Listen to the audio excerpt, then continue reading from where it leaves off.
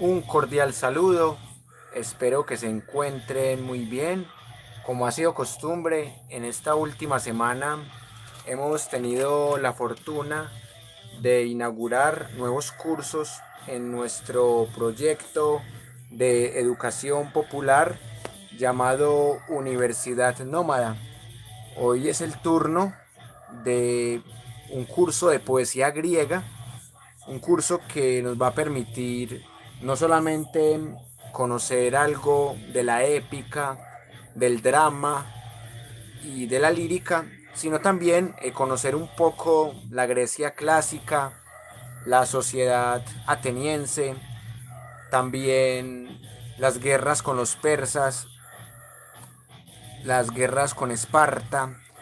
Así que vamos a tener un curso bastante profundo por- porque la idea es porque la idea es profundizar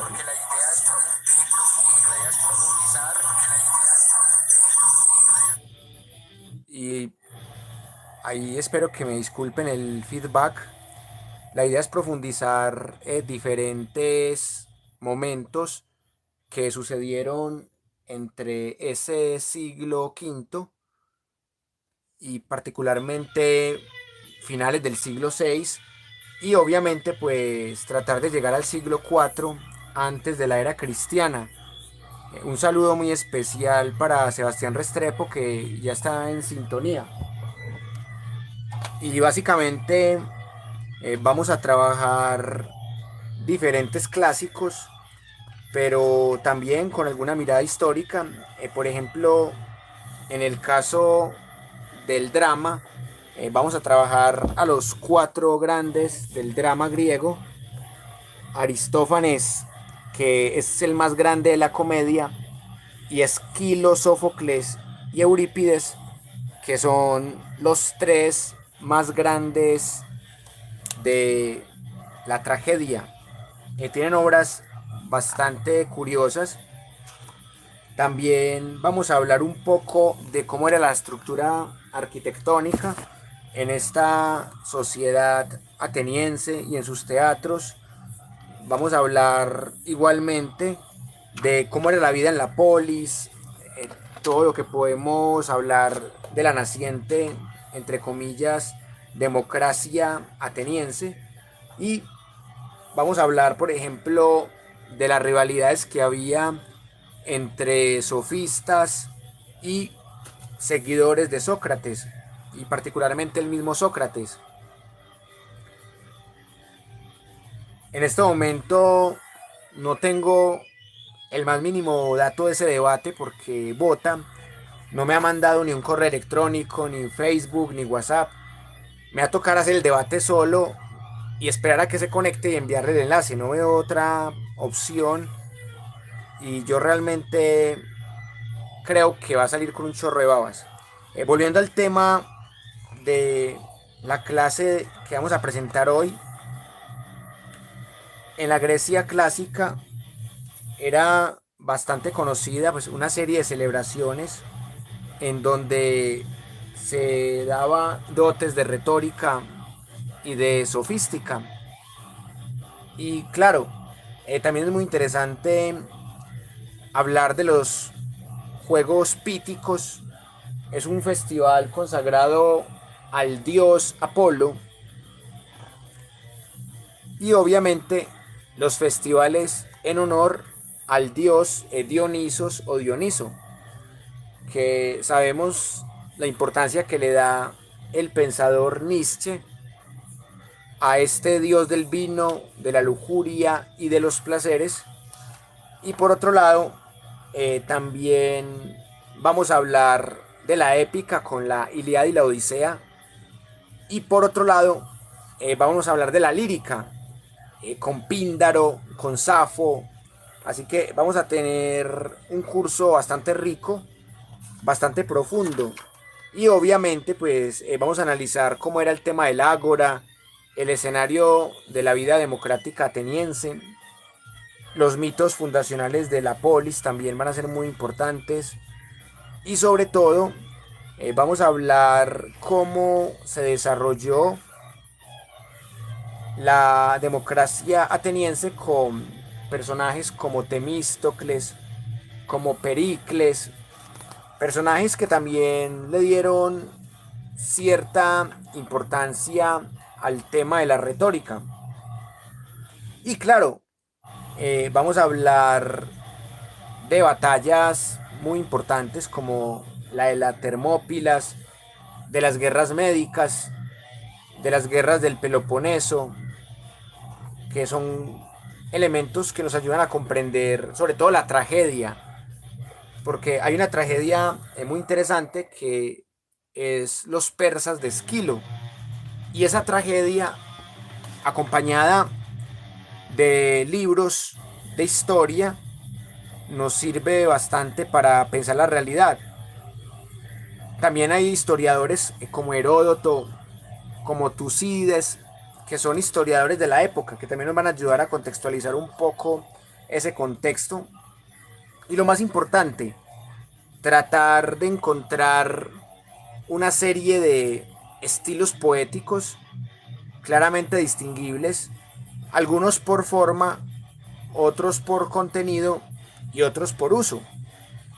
Desde el contenido vamos a analizar las elegías, que eran poemas de muerte, los idilios, poemas de amor, y también vamos a estudiar desde la forma los diferentes tipos de versos. Por ejemplo, cómo distinguir un verso alejandrino, también cómo distinguir los instrumentos musicales que determinan el estilo literario. Particularmente el concepto de poiesis va a ser bastante importante. Precisamente vamos a estudiar todo este mapa que les voy a mostrar acá, un mapa bastante interesante que Heródoto lo supo leer muy bien. Aquí está uno de los mapas que vamos a estudiar en el curso, porque la poesía es el pretexto para no solamente disfrutar de la estética del momento, sino también para conocer un poco de cuál era la identidad griega, cómo se construye también una identidad helénica, cuál es el itinerario de las leyes atenienses en este contexto, y sobre todo hablar del tema de la política en relación con el mito, con la propaganda, con las relaciones sociales, con las jerarquías.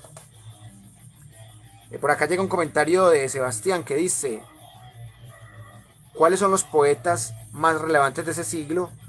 Plinio el Viejo también era uno de los historiadores de aquella época. Los más relevantes son Homero, Hesiodo, el de los trabajos y los días, y los cuatro ya mencionados al lado de Píndaro y de Safo, es decir, los tres trágicos que son Esquilo, Sófocles y Eurípides, y el representante grande de la comedia, que es Aristófanes. Así que básicamente es un estudia esos 8 tipos de escritura, tendría un panorama muy general de los más importantes o al menos los más conocidos. Pero la idea del curso no es quedarnos ahí.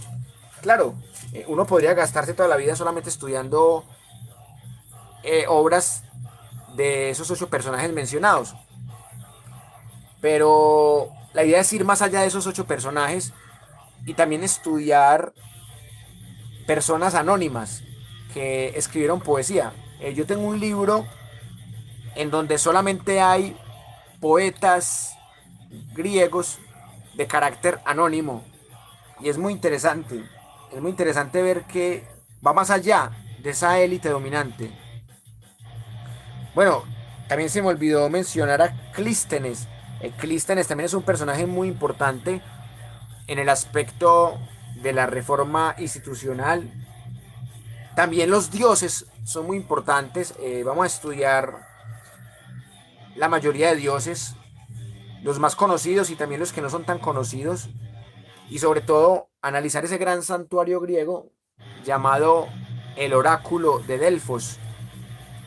Y obviamente vamos a tener en cuenta todos los elementos que ayudan a comprender la sociedad de ese momento, como el código de Gortina, que es un texto incompleto que está hecho en tablillas de piedra, y este texto integra toda la heterogeneidad de ese siglo V antes de la era cristiana.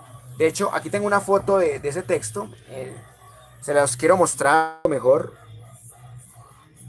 Ese es el texto del que les estaba hablando. Entonces, o sea, hay mucha cosa bonita para estudiar de Grecia y uno podría quedarse toda la vida ahí.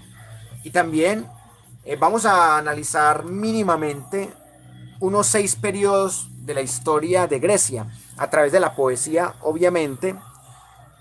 Por ejemplo, cómo era el mundo en el año 594 antes de la era cristiana, cuando Solón es elegido arconte, y cómo funcionaron estructuralmente sus diferentes reformas legislativas de carácter, entre comillas, igualitarias, y también cómo fue ese paso hacia un futuro régimen, entre comillas, democrático, porque como lo explicamos en el curso de Pensar la Historia, era una democracia para una élite, era una democracia dentro de una oligarquía, una democracia en donde no cabían las mujeres, no cabían los ilotas, en el caso espartano, por ejemplo.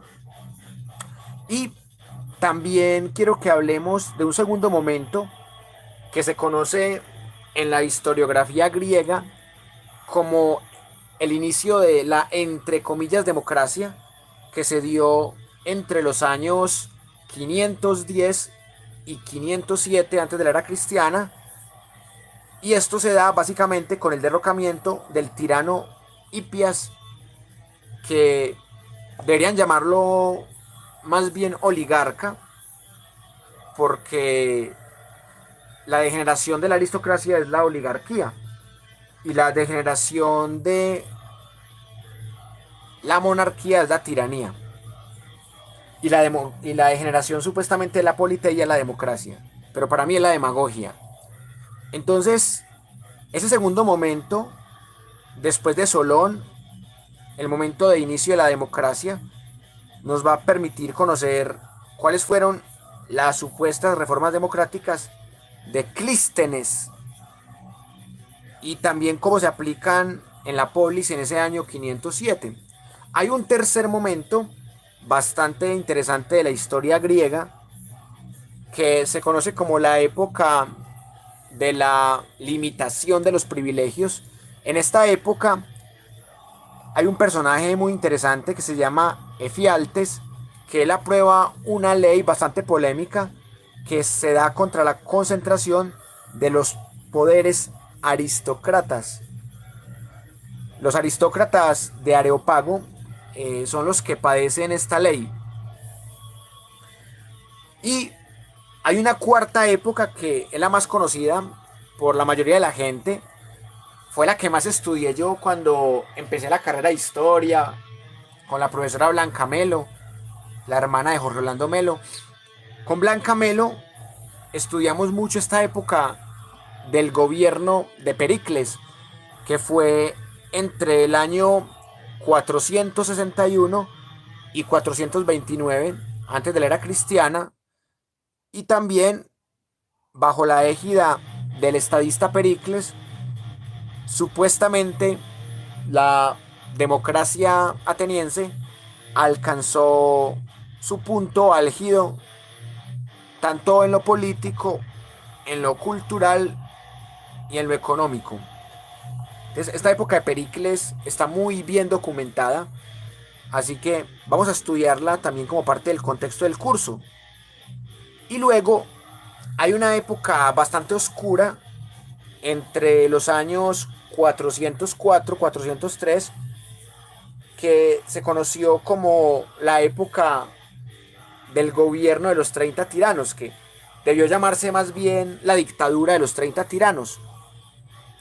Y este régimen, que realmente no era tiránico sino oligárquico, porque era una degeneración de una aristocracia y no propiamente de una monarquía, logró eliminar la democracia ateniense solamente durante un año. Entonces, es una época muy corta, pero que también hay que estudiarla. Y finalmente hay que estudiar lo que sucedió ya a partir del año 322, ya el siglo IV, en donde se da el fin de la democracia ateniense, y en ese contexto Grecia queda dominada por Macedonia con el triunfo de Alejandro Magno, que tumba el imperio aqueménida, como lo mostramos en el curso de Pensar la Historia. Y acá nace un concepto que no es tan usado en nuestra vida cotidiana, pero que vale la pena estudiarlo: la timocracia, porque en los cursos de historia de Colombia hemos estudiado el concepto de plutocracia, pero en este curso vamos a estudiar la timocracia, y al comprender ese contexto político vamos a estar más cerca de comprender el contexto poético, porque el periodo clásico de la Grecia antigua va básicamente entre el siglo V y el siglo IV, y básicamente empieza con ese contexto que ya mencionamos de Solón y llega hasta la muerte de Alejandro Magno, que ahí ya empieza el periodo helenista, el periodo en donde predominan ya dinastías como los Ptolomeos, una dinastía que llega hasta el Imperio Romano prácticamente, que es cuando pierde Cleopatra y Marco Antonio la guerra con Octavio Augusto, que nace el Imperio Romano, que eso lo hablaremos en el curso de Pensar la Historia. Sebastián me pregunta que qué opino de Tácito. Opino lo mismo de Tácito que de Suetonio. Son historiadores que tienen una posición política muy sesgada, sobre todo de personajes como Calígula. Porque si alguien que odia un personaje es su único biógrafo, claramente va a decir todo lo malo. Imagínese usted, Sebastián, un biógrafo que en 50 años sea antiuribista y que cuente la historia de Uribe. O que, por ejemplo, alguien que sea uribista que cuente la historia de Petro. Entonces, uno no puede esperar ahí mucha imparcialidad realmente. Y básicamente vamos a estudiar todo este contexto de los griegos, fundamentalmente en un tiempo aciago de guerras contra los persas, que lo vemos en la obra de Esquilo, también el papel de las diferentes artes, entre ellas la literatura, que en ese momento no existía la literatura, porque la palabra literatura es del latín, era la palabra poiesis, que de ahí viene poesía. Existía la poiesis, la politeia y la filosofía, que es el amor a la sabiduría, el amor a la búsqueda de la verdad. Y vamos a mirar cómo se construye el supuesto humanismo, claramente de carácter, se puede decir, proto-renacentista, porque también hubo un renacimiento del arte en Grecia.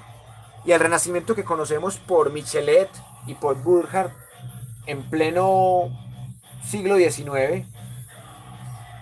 Esto de la Grecia clásica, pues también podemos llamarlo como un renacimiento, en donde se forma una nueva concepción de la cultura dominante, en donde se crea el metarrelato de la democracia para la aristocracia, diferentes cánones estéticos que veremos en las obras, unas bases de un nuevo racionalismo que empieza a escapar un poquito del mito, pero no del todo. Pero en el caso platónico sí trata de escapar totalmente del mito, pero a la par los sofistas buscan la verdad práctica, los trágicos y los cómicos buscan pensar problemas muy delicados como la muerte y como la risa. La risa es un problema delicado porque no es fácil hacer reír, y la muerte pues ya sabemos lo que representa. Y también mirar cuál es la ética social del momento, el derecho y la justicia equitativa del instante, y lo más importante, los géneros literarios, que yo los llamaría géneros poéticos, de la historiografía que hay en ese momento en el teatro, que en ese momento era el drama, la tragedia y la comedia, la épica y también la lírica. y también si hay algunos elementos de métodos científicos o no. Entonces vamos a tener una serie de elementos bastante interesantes. Y ya pues para terminar este video, quiero escribirles de manera puntual cuáles son los temas y las preguntas que vamos a tratar de resolver en este curso. Básicamente, eh, vamos a hacernos la misma pregunta de Jacqueline de Romilly. La pregunta de ¿por qué Grecia? Y sobre todo, esa pregunta del por qué de Grecia es la pregunta de la cultura epistemológica dominante. ¿Por qué Grecia? Porque Grecia constituye el inicio de Occidente. Otra pregunta muy importante es las diferencias entre la épica, la comedia, la tragedia, el sainete y la lírica. O sea, diferencias entre estilos poéticos, así podemos establecer esta pregunta, que son diferencias que van desde la métrica hasta el contenido también. Una tercera pregunta que vamos a resolver en este curso, que es más histórica, pero que también ayuda a contextualizar. La pregunta es, ¿por qué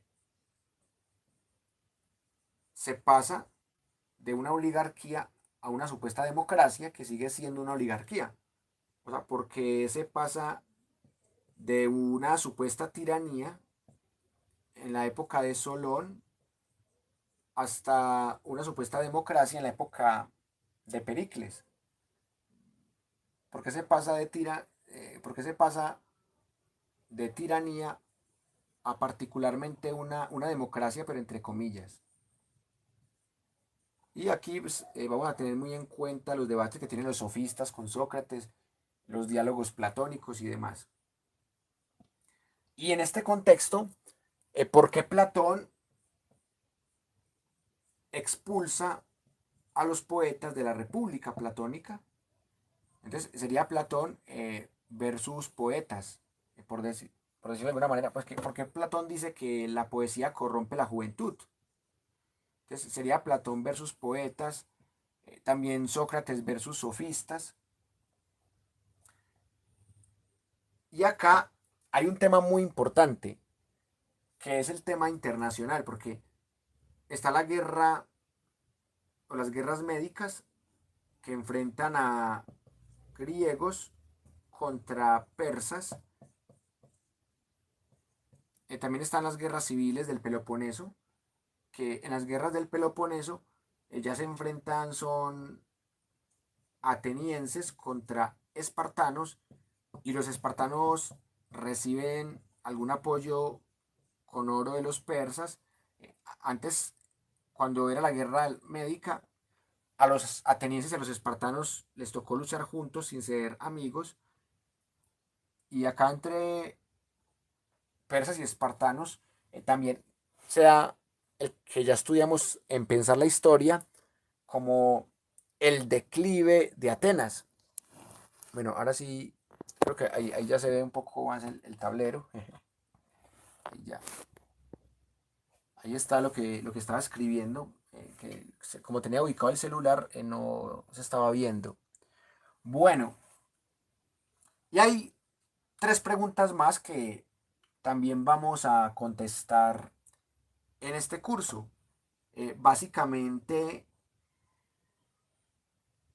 el concepto de héroe, que lo reflexiona de manera muy profunda el escritor y filólogo Carlos García Gual. O sea, vamos a preguntarnos qué pasa con el héroe. ¿Qué diferencia al héroe trágico del héroe épico? Una pregunta muy básica, pero muy importante. Son héroes bastante distintos y vamos a mostrar esas diferencias.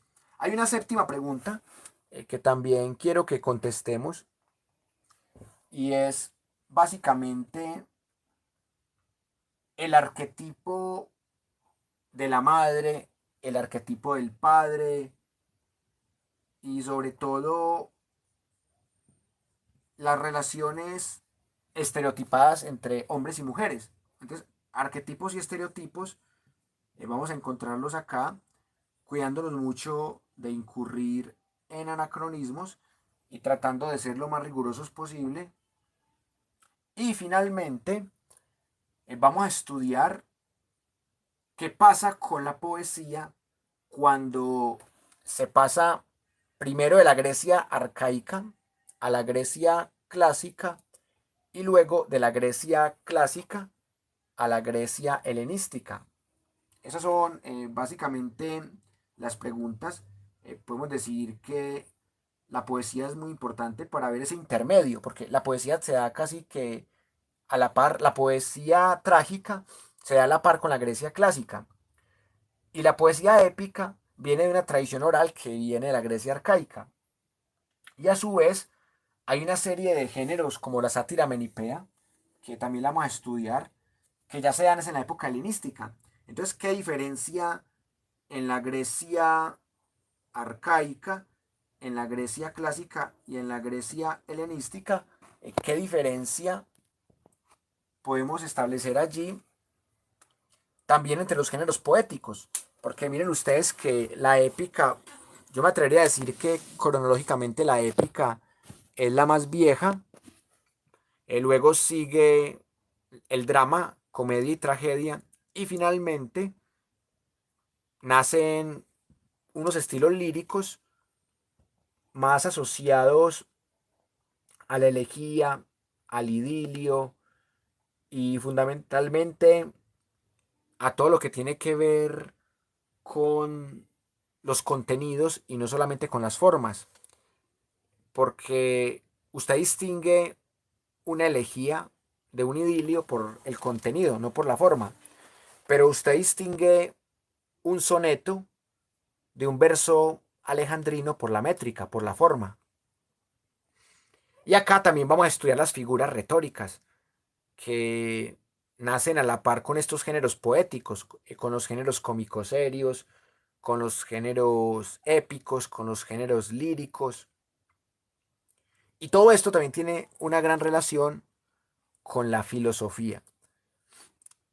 Y lo más importante, no solamente leer esos 8 referentes de los que ya hablamos, no solamente leer a Homero, a Hesiodo, a Eurípides, a Sófocles, a Esquilo, a Aristófanes, a Píndaro y a Safo, sino que también leer una serie de poetas que son personas bastante desconocidas. Así que va a ser un curso muy divertido. La idea es seguirlo haciendo los miércoles, pero vamos a ver si mantenemos este horario o si lo hacemos un poco más tarde. Pues estoy todavía en duda de en qué horario hacerlo. Igual como va a ser un curso muy profundo, no hay afán y no hay problema con que la gente lo vea en diferido, porque voy a tratar de estudiar con rigor estos siglos quinto, cuarto y sobre todo pues un pedacito del sexto, del siglo sexto al siglo cuarto, para llegar casi a la época de la Grecia helenística. Y ahí ya podríamos terminar con la sátira menipea. Y por ahí derecho a estudiar a Menipo, que en él es que se inspira este género de la sátira menipea. Muchas gracias por hacer parte de nuestro proyecto de educación popular. Y antes de despedir el video, quiero responder esta pregunta de Sebastián. La opinión sobre la Divina Comedia de Dante se la doy en el curso de Pensar la Historia, porque es que eso es muy medieval. Te dije lo de Tácito, pues por no dejarlo pasar, pero lo de Dante yo sí quiero dedicarle más tiempo. Y la Divina Comedia, pues es una obra que dentro de muy poco vamos a analizar porque en el curso de Pensar la Historia, más o menos en un mes estamos en la Edad Media. Así que va a haber buen tiempo para responder esa pregunta de Sebastián. Pero, grosso modo, le digo que me parece una obra muy acorde a la época y que la religión dominante bebe un poco de esos conceptos de la Divina Comedia, porque sabemos que el infierno en la Biblia no existe, que existe es el Gehenna, que es un lugar físico donde tiraban muertos, no un lugar metafísico de castigo, que el purgatorio también es un invento medieval, como lo demuestra Jacques Le Goff, y que la Divina Comedia es una obra muy hija de su época, pero más adelante en el curso de Pensar la Historia voy a profundizar eso. Claro que sí, Sebastián, gracias a usted por la sintonía, gracias a toda la gente que nos vio. Les invito a que miren esta lista de reproducción de Pensar la Historia, que ahí tenemos buen material de historia no colombiana. También que miren la lista de reproducción de Historia de Colombia. En ambas listas ya tenemos más de 100 videos, juntando las dos listas, la de Pensar la Historia y la de Historia de Colombia. Ya tenemos más de 100 videos, así que ya tenemos buena herramienta para quienes aman el pasado y el estudio, sobre todo del pasado. Y también cada día estamos creando cursos nuevos, horarios nuevos. Vamos a volver a nuestras clases nocturnas. Ayer tuvimos una clase de historia de Atlético Nacional y nos fuimos hasta la 1 de la mañana. La clase duró 6 horas. Bueno, realmente impresionante porque la clase duró casi 7 horas, duró 6 horas con 38 minutos. Una clase de 6 horas demuestra que la Universidad Nómada rompe también así los esquemas de la academia sedentaria raquítica. Aquí tenemos clases que duran 12 horas, clases que duran 6 horas, que duran 4, que duran 2, que dura 1, que duran 20 minutos, que duran 10 minutos, e incluso tenemos una clase que dura 1 minuto, bueno, se me sale el fucking, una clase que dura 1 minuto, que se llama Historia para personas sin tiempo, que es contar la historia en menos de 1 minuto. Es el minuto de Dios, pero la Universidad Nómada. Bueno, y también tenemos un curso muy polémico que en este momento lo tenemos parado porque nos podrían tumbar el canal por ese curso, que es el curso de 1 minuto sin Dios. Es el minuto de Dios de los ateos. Entonces, en este momento tenemos que cumplir unas sanciones y hasta el 23 de enero no se nos borra una sanción. Entonces estamos al borde del abismo, como diría Ciorán. Entonces no podemos cometer el más mínimo error porque nos pueden tumbar el canal y perdemos los 700 videos que tenemos. Perdemos un año de trabajo y 700 videos y quedamos solamente con lo que hemos hecho en Facebook, que son aproximadamente también 700 videos. Entonces perderíamos el 50% del trabajo que hemos hecho y sería muy triste que eso pasara. Finalmente, quiero hacerles una invitación a un supuesto debate que voy a tener hoy en este canal a las 7 de la noche con un señor llamado Bota. No tengo más datos de él. No sé si tiene Facebook, Instagram, si tiene WhatsApp, si tiene correo electrónico, porque yo no sé cómo carajos le voy a enviar el enlace de StreamYard, pero yo voy a crear la reunión. A las 7 en punto voy a empezar a transmitir y voy a rezarle a los dioses de la madre naturaleza, a los dioses africanos, que son los en los que más creo, para que ese señor se aparezca y para poderle mandar el enlace. Así me toque mandárselo públicamente, pero yo sí quiero debatir con el señor porque él dice que tiene mucho conocimiento de historia de Colombia, que él se la sabe todas, que el conocimiento que yo tengo es muy pobre. Entonces, como el conocimiento que yo tengo es tan pobre, yo necesito beber su sabiduría, sus fuentes, su vasto conocimiento de las guerras civiles, de los golpes de Estado en Colombia, que entre otras cosas, el hombre tiene tanto conocimiento que se le derrama y que no fue capaz de responderme cuántos golpes de Estado ha habido en Colombia. Una pregunta muy fácil, pero que no fue capaz de responderme, pero él dice que es una eminencia, que él es grande y que me lo va a demostrar. Entonces esperemos que aparezca el Bota. Así es, Sebastián. Ahora sí, espero que les haya gustado el video, que lo compartan con sus amigos si les gustó, que lo compartan con sus enemigos si no les gustó para que se aburran. Mi nombre es Wilmer Zuleta, docente universitario, líder del proyecto de Universidad Nómada. Buscamos una educación más democrática en lo político, más incluyente en lo social, más equitativa en lo económico y más sostenible en lo ambiental. Compartan el video, suscríbanse al canal, un abrazo muy grande y nos vemos ahora a las 7 de la noche en el gran debate con el señor Bota o en el gran debate